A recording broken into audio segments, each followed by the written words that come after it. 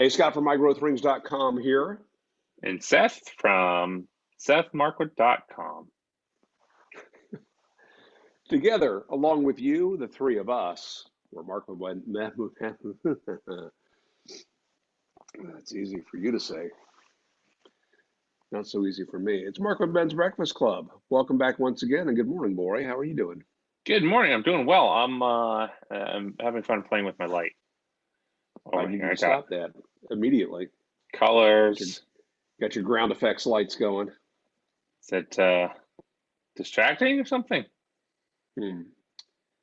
I mean, is this a cool mood kind of setting or warmer? How many K would you? You're the LED expert, and my my app actually. I am the expert. Actually shows the Ks. I can't tell because it didn't ever focus. Yeah, I've got between 2,500 and 9,000. Oh my goodness, 9,000. That's ridiculous. This is 9,000. Yes, it is. This is 9,000 is so cool. It's blue. Like me. Basically 9,000. This is 64. This is 50. Let's see. Here's 2,500. What you think? Hey, here's full brightness. I'm a fan of about 3,000. 3,000 makes me happy. Let's see. This is close to 3,000. That's pretty good. So it's just to commemorate the breakup of Daft Punk. Oh, what happened? I don't know anything about that. Broke up. No, it's a shame. No, it's because this light is always here, and well, we're back here, and so I thought I would play with it. Okay, that's why. Well, that's as good a reason as any to annoy Markwood Ben's Breakfast Club. I can tell you that. Yeah. So hey, I did something this weekend. Okay. That we haven't talked about. Okay, tell me about it. I went to JR's. How was that? It's like seeing the remains of a once great civilization. Yeah. It's so sad. I mean, of course they got rid of all the kitschy store stuff, right, and got down to where it was just tobacco. But now they've pretty much weaned out all of their pipe tobacco. And we bought that Brendan's Choice jar. So now, as someone described it, all that's left is our codger blends. They just have the same stuff you could buy at Walgreens. And that's not worth a trip for me.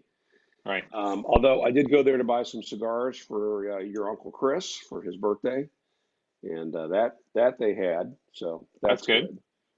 But just sad. I mean, it's now a cigar shop, so if we need to go hang out and smoke cigars, we can do that. But it used to be so much fun to pick up a tin or two. By the way, I did pick up a tin or two. I bought a couple more tins of fourth generation 1982. They did have that, but they're just about out of all that stuff. Yeah. Sad. I mean, I assume that the majority of that space is now a distribution center or something. I mean, that's got to be. Otherwise, I can't imagine that the cigar shop is paying the bills for that footprint. No, and we learned from Jackie years ago that when they advertise that it is the world's biggest humidor, that the warehouse is the humidor. Not the little. Not, of course, their store is a large walk-in humidor, but if you go to their other locations, their walk-in humidors are roughly the same size. Right. And that was her point. That no, it's the warehouse. So I'm sure it's mostly e-commerce business now. Yeah, that's true. Yeah, it's been a long while since I've been there. Probably 2 years at this point, and I think probably got a cigar, but was also there for some of the e-cig stuff, which they were growing into that space. Had some vape kits, but I mean the cigars are still the reason to go. I mean we never really went much at least not together, for pipe stuff. I mean, that was almost always secondary to going for cigars. You know, True, I always went for like, I almost always bought something pipe related, even if I was there for cigars. They still have the vape stuff, but it's just one maybe 20-foot glass counter.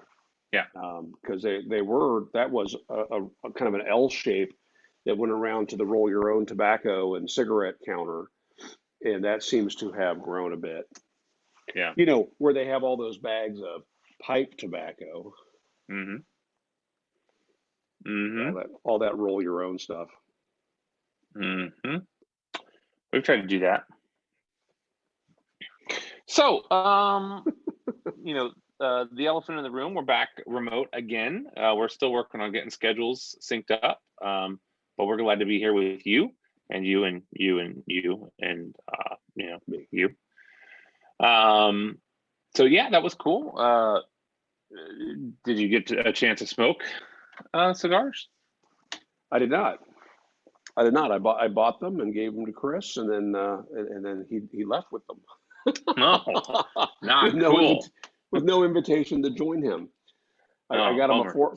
four pack of Alec Bradley. There was one particular one in the package. It was a promotional deal, and I asked Jackie. I said, "Look, I'm buying for a friend a gift, and you know, what do you recommend?" She said, "Are you going to buy anything else?" I said, "Well, what do you mean?" She goes, "Well, if you buy something else, you can get this pack for $20." And I looked at it, and I was familiar with one of them. I said, "Oh, I've had this one." She goes, "That's a $20 stick." All right, I'm in. So went back out to the codger counter, bought the 1982 tins, Nice. and then came back and bought that for Chris. That's awesome. But yeah, decent cigars. That was a good enough deal that I was tempted to buy more, but yeah, not that tempted. Yeah, I noticed I don't have a $20 cigar. Well, we'll have to make another trip out there, I suppose. I mean, I noticed that you also don't have a $20 cigar, so Good observation. Yep. yeah. So, did you happen to do anything to commemorate International Pipe Smoking Day the other day?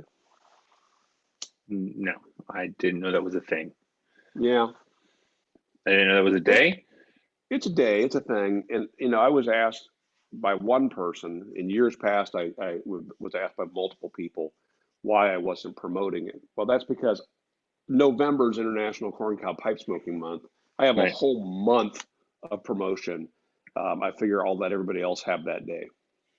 Yeah. So did you do anything special for it? Yeah, I went to the park and smoked a few bowls. Nice. No, it's been probably a month since I last smoked my pipe.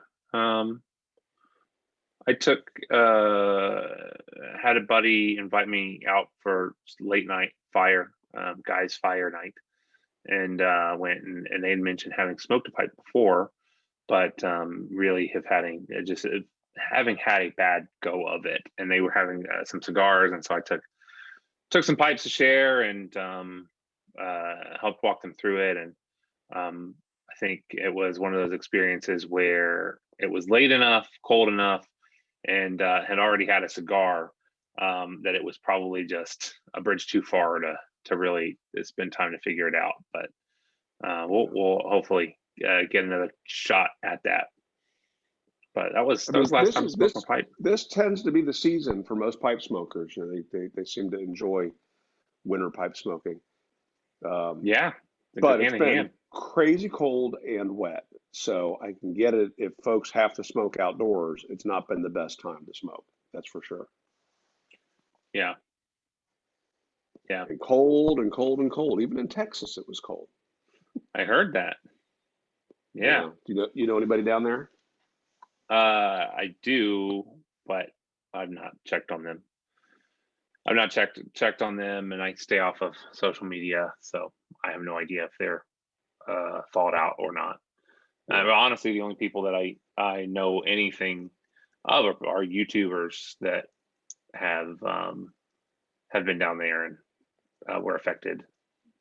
couple, Evan and Caitlin. Yeah. I think they do like resin stuff projects. They were down there and did a video from their living room with no power, on like the second day of not having power, and they recorded that. It was kind of interesting. And a new channel that I've really been enjoying, CoffeeZilla. CoffeeZilla. He does. It seems to be somebody whose background is in marketing, but he's really, so he does sometimes he does daily videos most days of the week. He does marketing videos where they're kind of just breaking down good marketing campaigns, bad marketing campaigns. Like a video I watched today, he was talking about bad brand crossovers. The one that stands out was the time that Colgate tried to sell and promote meat lasagnas. And it's this like big, it's like a frozen lasagna with Colgate along the top. It was wild. There were nuts. Yeah, there were a couple of food related ones. There was what was one? The Colgate one just boggles my mind. But living in Ohio, we experienced several of McDonald's trial runs at things like pasta. You can go to McDonald's and get a plate of lasagna, and they had what ultimately became the Hot Pockets. They had the pizza McPizza, which was a Hot Pocket, but people were trying to eat it while they were driving and were getting burned and getting into accidents and stuff, so they pulled that off the market. But that was a test market, and we had all kinds of really fun food at McDonald's, and the very few of those things ever made it back. Yeah. They had Bic for a time tried to make disposable underwear. Like the pens or the pens. The pens, not the pens, but yeah, the pen company. The other one was Lifesavers. Lifesavers tried to get into the drink beverage game, and they made a pineapple, basically a punch, which is actually the closest crossover of all the ones that they showed. There was another one that was wild, but the Colgate lasagna was just weird. And so it was interesting. I mean, he was talking about the difference between, and this is something we talk about at our company. We have had an outside consultant in our company who worked for Procter and Gamble for a long time, and so a lot of our philosophies kind of come from them. And he talks about the difference between a branded house like Virgin Airlines or Virgin, right? So you've got airlines, you got phone, you have all of these things that are similar products. They're branded under the same umbrella, and they all kind of interconnect. Versus a house of brands. Procter and Gamble is a house of brands. They don't want you to think about Crest and Tide in the same breath, and so they may own both of those things, but they are unrelated from each other. Do you remember? And we've probably talked about this. Beatrice. Beatrice was a big conglomerate that owned a whole bunch of brands, and none of us knew that Beatrice existed. And somebody at their corporate office decided, hey, it's time to let people know that all of these companies are actually Beatrice. And so you would see this commercial for Peter Pan peanut butter, and it would end with, we're Beatrice. And Samsonite luggage, we're Beatrice. And it actually, SNL did a commercial one time that was the Army, Navy, Air Force, Marines. We're Beatrice. We're Beatrice. That's funny. It was a huge blunder. They owned Orville Redenbacher popcorn. And so you start realizing that all these icons, in that case, there really was, but you realize that these are all just corporate brands now. Right. Yeah. Kind of loses a little bit of its panache. Absolutely. Yeah. So anyway, but the other thing that this guy CoffeeZilla, I recommend the channel. A lot of what he does is exposing scammers, and he's gone at and talked about he will take courses of these get rich quick guys and review them basically and show some of the ridiculous stuff. So, I mean, you name it, he's done it. Whether it's Ty Lopez, all of those, everybody that has a Lamborghini in their YouTube commercial or YouTube ad. See all these books. I've read all these books. You got a book a day. Yeah, those guys. And so it's very funny. It's a fun channel. How do I read all these books? I read the first chapter and then I skip through and I look for bold words. That's how I read all these books.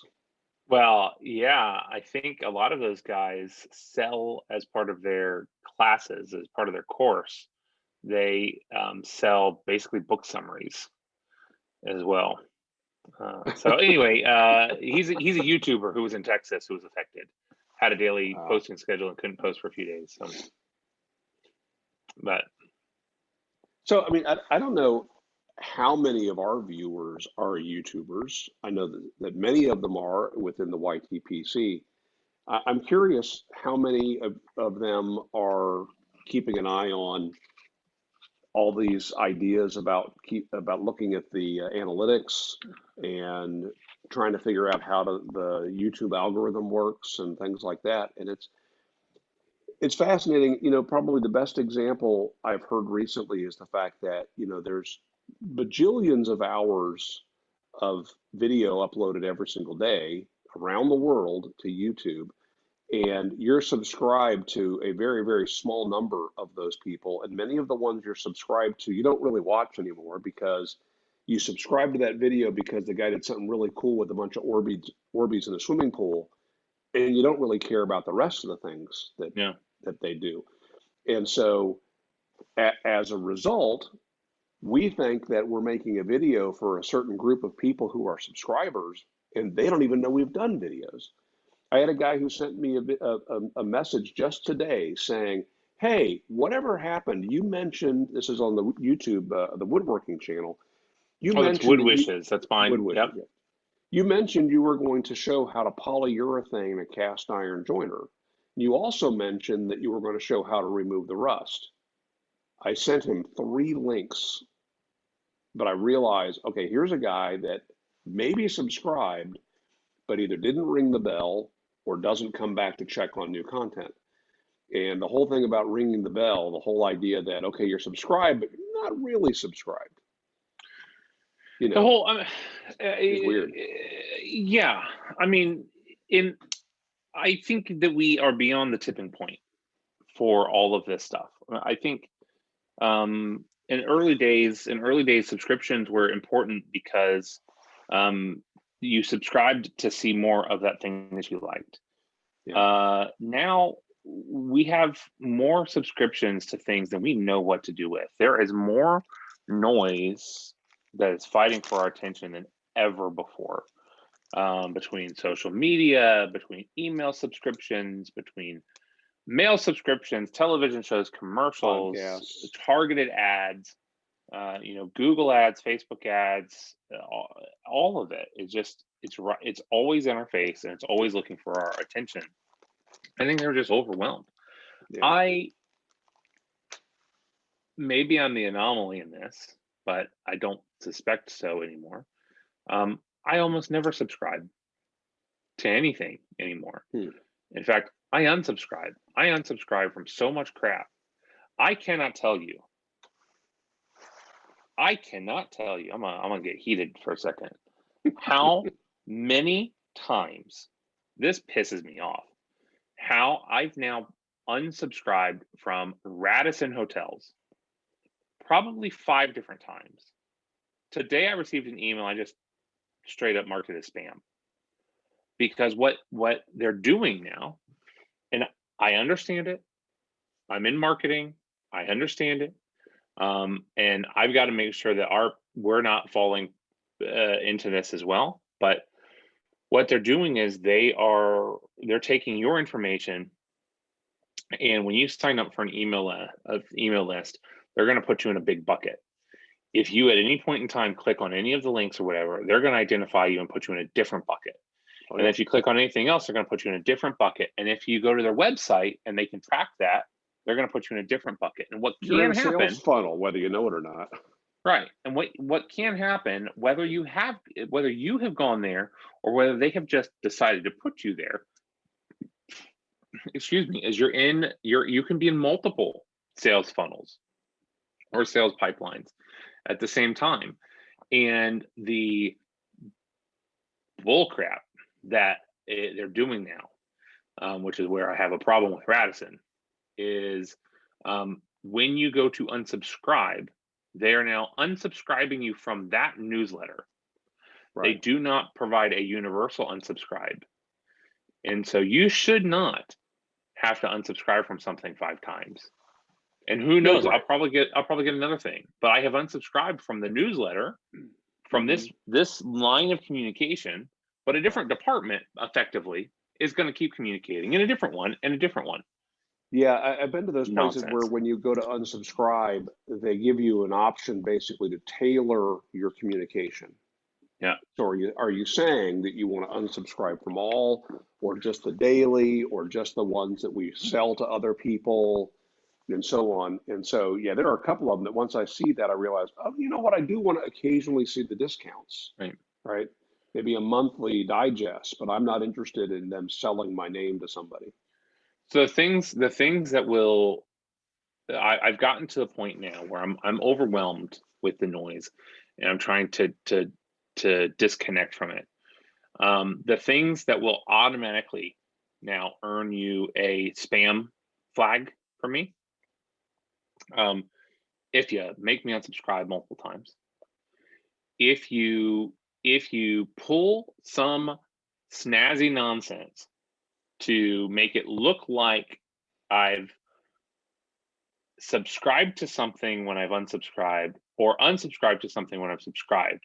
I've gone to several unsubscribe pages where clicking the link in your email automatically triggers the unsubscribe, right? So you click the link, it opens up a window in your browser, and you're now, for that moment, unsubscribed. On the page that pops up, they've designed it in such a way that it looks like you click here on this button to unsubscribe, but clicking there resubscribes you to the newsletter. I've had it happen on a couple of occasions.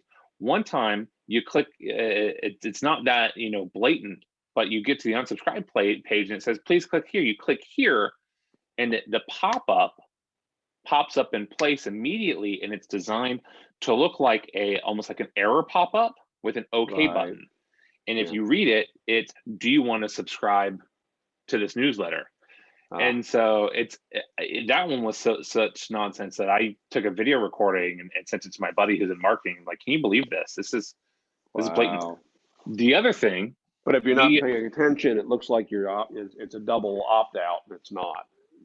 Right, that's what they're banking on. They're banking on you're confirming. Do you want to unsubscribe? And you'll just automatically click the button. The other one is automatic spam filter. If when I click the button in the email that you sent me to unsubscribe, you make me log in with credentials that were created 20 years ago. Right. I'm just gonna go back and hit spam. I don't know. Yeah. I never remember the password for your. Yeah, you're not going to go to the trouble of figuring all that out when you could just drop it in the spam folder. That's true. Know my information. You sent me the email. I didn't do that. But in being in marketing, I know that if they get too many spam flags, that it's going to hurt their marketing. Right. Their deliverability. That's true, especially if they're using MailChimp. Any of them. I mean, so the way those companies work is they're sending marketing emails out from a shared server, right? So on MailChimp, as one example, but Constant Contact, Infusionsoft, all of them are the same. Salesforce, all of MailChimp's customers, their emails send out from the same address. So it's MailChimp.com, whatever. And so if company A starts to abuse and start spamming their customers, as far as Gmail is concerned, MailChimp Right. is spamming. And Right. so it will affect customer B. Customer B's emails won't get delivered because MailChimp has now been blacklisted. Right. And so MailChimp Well, shuts that crap down fast. so then let me talk to the other third of Marco Ben's Breakfast Club.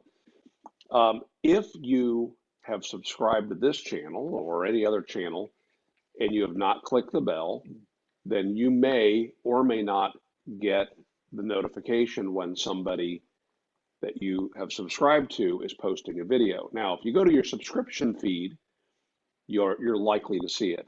But most people are by default going to their home page, and the only ones that are showing up there are either those that you've clicked the bell, or ones that you are actively reacting to, leaving comments, hitting thumbs up. Then not only are you going to get their uploads, but they're also going to start offering up to you some of their classic content too on your homepage. And Boy and I are honest about this. We've not been consistent in our output of videos. When we do a video, especially like in December when we're doing Tobacco Advent, YouTube loves us. The algorithm just is feeding out our content to all kinds of people. We get lots of subscribers because those are these really short, on point videos. Then we do one of these long rambles like we're doing right now.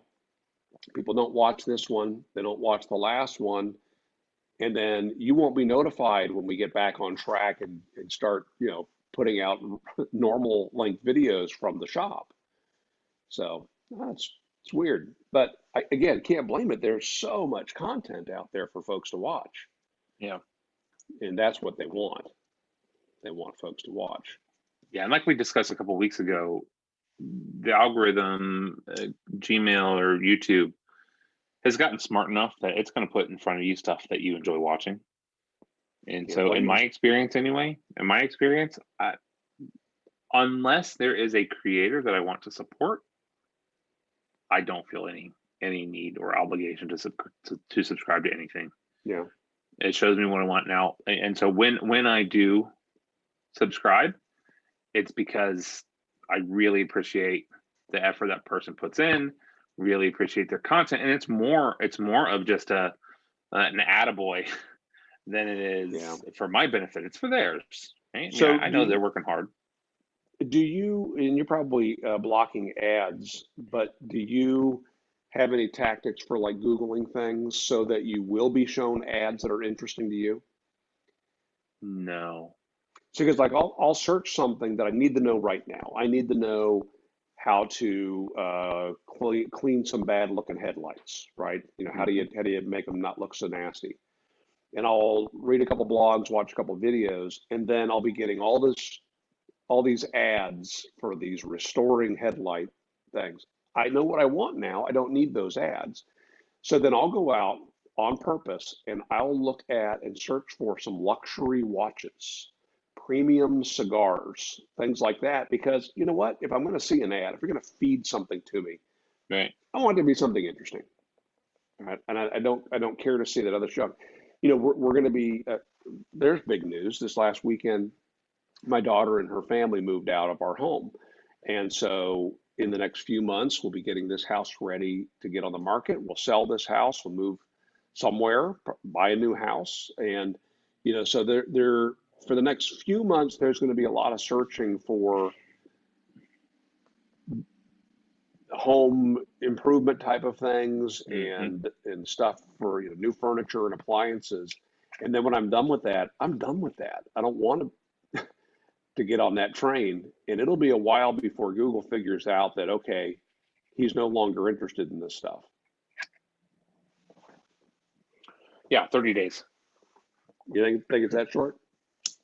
Yeah, I mean it is. It's your cookies. It's 30 days that from an advertising standpoint that they'll peg you on stuff. Now it's toss my cookies, you're saying? Yeah, if you toss your cookies, that'll do it. But then you'll have to re-log into everything, and your browser won't remember things. Won't autocomplete websites you go to and stuff like that. Yeah. So small price. Sometimes, yeah. Sometimes. I truly don't go to very many places where I see ads anymore. Most of the most of my internet time is spent either on websites that I need for work, where I'm not seeing ads, Gmail and the phone system website and stuff like that. YouTube, which every place but 85% of my YouTube watching is done on devices that block ads. And Reddit has ads occasionally, but just don't notice. That's So it. we have YouTube Premium, but because my main Google account is Aristocob at Gmail, if I log out of that and I'm working on Wood Wishes, then all of a sudden I'm seeing ads again, and I always have to remember, okay, got to Yep. log out of this. I'm tired of waiting, to be able to skip this video. Yep. And they've gotten longer. A lot of ads. A lot of ads. Yes. They've gotten more frequent. They've gotten longer. Yep. I have that experience anytime I watch something on our TV, through our TV or my iPad. The TV, the devices we use to watch things on the TV and my iPad are the only two devices that don't have some sort of ad blocking or ad bypass feature for YouTube. And those are the times that it's like, oh man, I wish it could be done. I've mentioned it. If I've mentioned it once, I've mentioned it 100 times. The other thing I wish I could have on my phone, where I watch a lot of YouTube, is even more fast forwarding speed. Mm-hmm. Oh, by the way, I downloaded that app that you use, and the fast forward on YouTube videos, much better quality fast forwarding. You are absolutely right. Okay, so Boy made this recommendation. He was asking me, well, at what speed do you watch Philip DeFranco? I watch him at about 1.25. I'd like to watch him faster, but the quality of the audio is so skippy. And Boy recommended an app that is a Chrome add-on, and it costs nothing. And you can go faster than 2 times speed, and the audio is pretty good. I don't know how they do it and how Google can't do it, or maybe Google chooses not to do it. Yeah, you can go in increments of 1/10 of a speed. And there are, I'm sure you have found it, there are keyboard shortcuts. I think it's S and D, maybe it's A and D, but keyboard shortcuts so that every D goes forward 1/10 and every S goes slower 1/10. And so oftentimes when I'm watching a show, I'll be adjusting the speed on the fly throughout the show. Me too. It's a video speed controller. And what amazes me in Chrome, you go to attachments and you can search for it there, or add-ons or whatever it is. Extensions. Thank you. What amazes me about it is there have only ever been, I don't know, maybe 2% of all videos I have ever watched online that it doesn't work. So it works on Vimeo, it works on YouTube, it works on Netflix. I think it works on the Google videos that are embedded. It works on website courses that I've taken. The other weird one is it works on like if there are news reports on, like, embedded in Wall Street Journal or whatever, it'll work on those too. Oh, and so nice. It even works on some of the commercials in those. Yeah, not always. No, the old hack with the YouTube commercials is you used to be able to adjust the time slider, and so you couldn't skip it, but you can move the time all the way to the end. Yeah. Yeah. Yep. Well, they used to ask, is this video relevant to you? And I used to just say no to all of them. So I would say yes to the ones that were 15 seconds and no to the ones that were or 30 seconds. skip every survey. Yeah. Wait for what, 3 seconds or so, and it'll say Right. if you'd like to skip the survey. Let's skip them Yeah. all. Yep. We're such scofflaws, son. Yep. God bless you. God bless us, everyone. Yeah. All right, so the plan is for us to get to the shop and shoot some videos then, right? I've heard of that. Yeah. We got a dozen or more tobacco advent overrun tobaccos to smoke. You've been printing 3D ornaments so we can get that stuff moving, and as Yeah, I've soon got as 35 of those suckers sitting on the table over here. fantastic, good deal. Yeah. I don't know if you knew this. I don't think I told you this. We had the drawing for the Cobbett for the people that posted video responses, and that I just vetoed that and said that the guys that responded every single day, they earned it. Yeah. Well, then we didn't have Cobbetts. The supplier of the acrylic stems for Cobbetts in Italy has had trouble fulfilling those, and we hadn't had them. So finally, I sent the message out to the guys that earned them. I said, "Look, here's a $40 gift code. Either wait Yeah. or buy what's in stock." And that's frustrating to have somebody, win something, earn something, and not be able to get it. Yeah. So I get that. Yeah. Yeah. Well, you got anything going on the rest of this week? Anything to look forward to? Wing night tomorrow. Community group Wednesday. Got a busy week at work. We're doing some recruiting. So all that is going well. Keeping busy. You doing wing You? night at home? Probably. We have been. It's cheaper that way. Yeah. Um, I've been pretty active at doing videos on the my Growth Rings channel, and it's been really fun. Um, a company that makes accessories for bandsaws makes a couple accessories for the Shopsmith bandsaw, and I wrote to them and I said, "Look, I don't see myself buying your product because I don't need it, but I'd be happy to try it if you happen to have a loaner." And they sent me 3 or 4 products to try out, and so I did one this weekend, which is a set of ball bearing guides. On a bandsaw, you've got these metal blocks that kind of rub against the blade above and below the table to keep the blade going straight. And this company, Carter Products, makes ball bearing guides, so they're super low friction, so they don't contribute to the fatigue of the bandsaw blade, makes them last longer. And in yeah. some cases, makes them track better because as those guide blocks wear, that wear allows the blade to wander a little bit more. So I installed those this weekend, playing around with them this week, and then my MO is to do a follow-up video midweek answering the questions that people asked from the weekend video, and then also then giving some additional insight, stuff that I tend to forget. And that's really been a lot of fun. I like taking a couple stabs at every topic, Yeah. and that way it kind of takes the pressure off of the first video because I don't have to remember everything and don't have to say everything. There's a lot of stuff that I could say about all these topics, and not everybody needs to know it. But if Yeah. they ask, that's fun. You got it. Nice. Yeah. Yeah.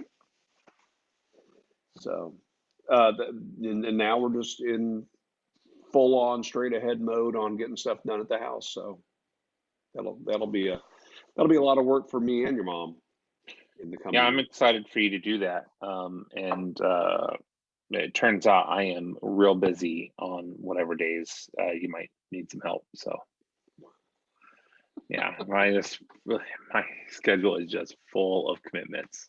Counting on that. We're looking at maybe a pod. I'm curious if anybody here has used a pod, if that was a good experience for you or not, because ideally it'd be great if we had another house bought and could just move things straight over to the next house.